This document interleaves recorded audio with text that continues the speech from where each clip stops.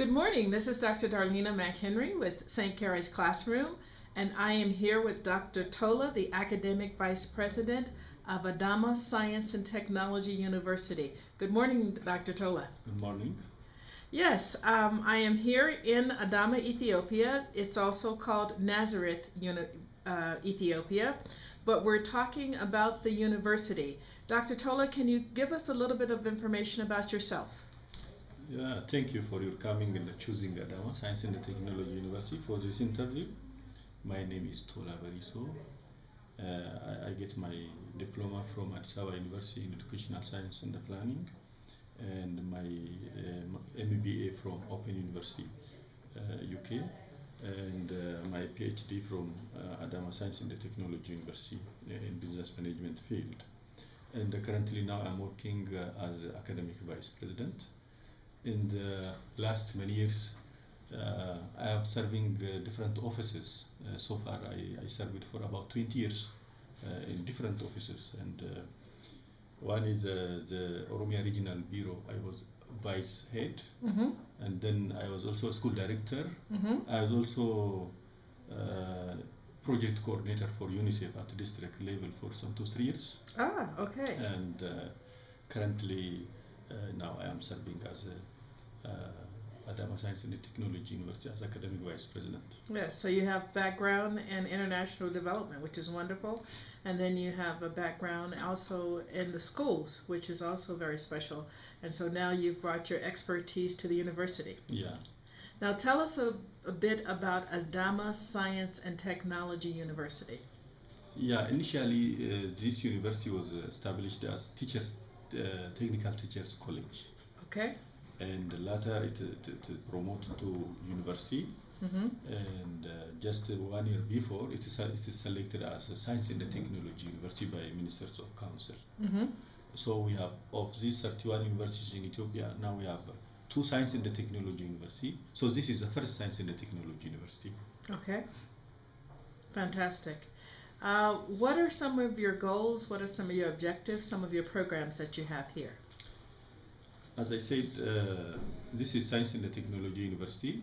Why it is selected as Science and Technology University is it is located in the center of the country where relatively different industries are found here. And in the future, so many investments coming around here because this Adama located about 90 kilometers from the main capital Addis. Yes. You know, Addis is the city of Africa, and so many investors come from India, from Turkey, from Europe, and so on.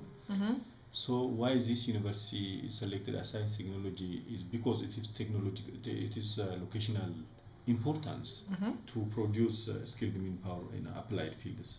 So now we have the major is engineering. So currently we have about 15,000 students. Of these 15,000 students, 9,000 are engineering students. Ah, okay. And we have the second biggest school, School of Business and Economics. In that school we have roughly some 3,000 students. We have also Natural Sciences School, we have a School of Health, we have a School of Agriculture, we have a School of Humanities and Social Sciences. So these are some fields we have. Yes. And in terms of your programs or your projects, what are some of the things that you're working on now? The project is working, so we have 2 major activities. The first activity is teaching and learning. The second one is research. Okay. And under research we have this applied researches and the community service as well. Yes. So if you take our vision, one of our vision is to be #1 choice in Ethiopia. Yes.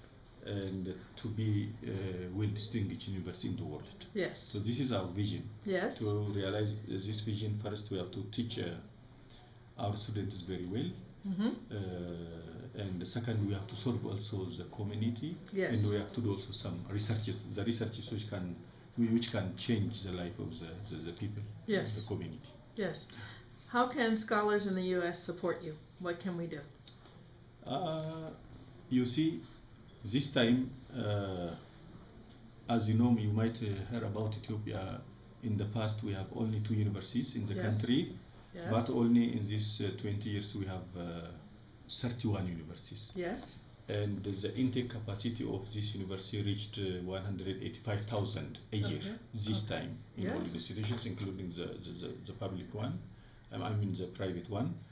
In the coming year, the government going to increase this intake capacity to 467,000, wow. half a billion. Yes. So now, this massification has some problems.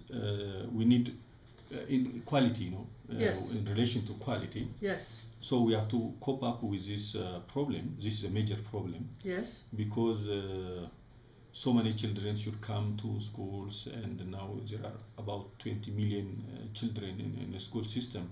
So the support we need is this. First, books are very important, essential. Yes. Yes. Books are very important. Okay.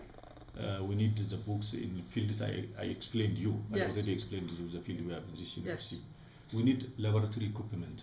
Okay. Also, we need teachers. Yes. Because these are the quality indicators. Yes.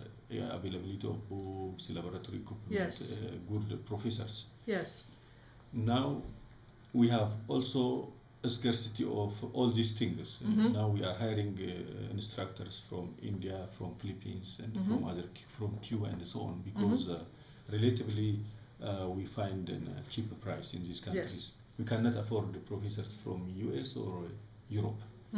But we want these professors, if they voluntarily come and teach here in my university, if they teach in block courses for 2 or 3 months. Okay. What areas do you need professors? We need areas in areas of health, in areas of engineering, and in area of business as well. Okay, so health, engineering, and business. That sounds great. Yeah, we need in this area mostly. That sounds fantastic. We talked a little bit earlier about you were establishing community radio. Can you tell us a little bit about that? Yeah, actually we have some other activities also that we started in community. For example, the School of Business started to train. There are so many micros and small enterprises in the city. So as government strategy, government went to assist these small and micro enterprises so that they can develop to bigger company later on, medium and the big company later on. So give training, building their capacity is one of the tasks of this university. Yes. As community service. Yes. The second one is in School of Agriculture, and we are also assisting with the farmers. Yes. By providing the hybrid seeds. Especially cattle, we provide them semens. Yes. Artificial insemination training and providing these semens which produced in the laboratory. We assist these things. I think so far we were assisting 17 different zones. Yes. So this is big zones. We are training the development agents. We are training model farmers. Yes. So these are some activities we are doing. Yes. The third is we went to procure and establish this community radio. Yes. Using those community radio, which might cover about 175 kilometer radius in our university. Yes. We went to teach the communities. We went to teach the business community. Yes. The business professor can teach how business can develop. Yes. The health professionals can communicate some issue about the health, and so that's why we went to establish this community radio. And so you have a plan for the community radio? Yes, we get permission already from the broadcasting agency. Yes. And now we are on the process to establish it. Yes, that sounds absolutely wonderful. Yeah. Let's talk a little bit about e-learning, because I know you have implemented e-learning for about 2 years, and that may be another area that professors in the U.S. would be able to contribute to Adama. Yeah, e-learning is also one important aspect. Because at one time you can teach so many people, so one teacher can, using this technology, one teacher can teach so many students at a time. So we started, I think, 2 years before in this university.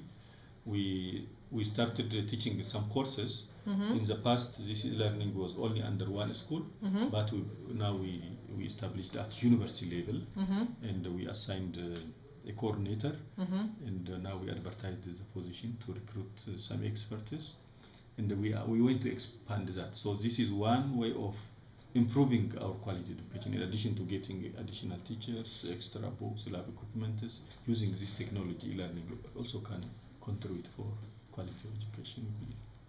That's wonderful. Do you have any final words you'd like to share?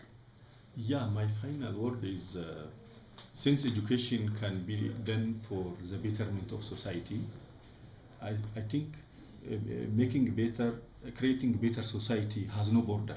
It is Mhm. something very global. Mm-hmm. So I ask the international community to assist the effort now here we started in Ethiopia. Obviously, it is not an easy task to have 31 universities and this huge amount of intake. Mm-hmm.